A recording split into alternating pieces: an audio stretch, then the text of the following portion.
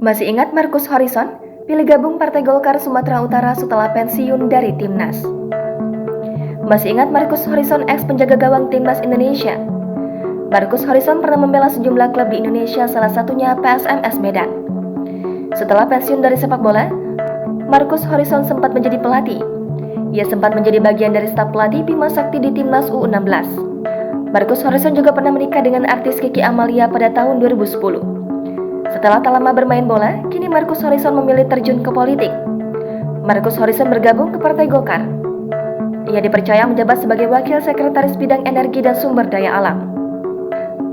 Pelantikan Markus Horizon tersebut bersamaan dengan pelantikan Sultan Pasha Djorghi sebagai Wakil Ketua Bidang Seni dan Budaya serta mantan pemain PSMS Medan. DPD Partai Golkar Sumatera Utara melakukan revitalisasi sejumlah pengurus di Le Polonia, Hotel Medan di Jalan Sudirman pada Sabtu 18 Juni kemarin. Dalam jajaran pengurus tersebut tampak beberapa kader baru Partai Golkar yang dilantik menjadi bagian dari pengurus DPD Golkar Sumut. Dalam kesempatan itu, Ijek juga memperkenalkan Markus Horizon yang merupakan mantan pemain PSMS Medan dan sekarang bergabung di Partai Golkar sebagai Wakil Sekretaris Bidang Energi dan SDA. Jangan lupa subscribe, share, komen, dan like ya!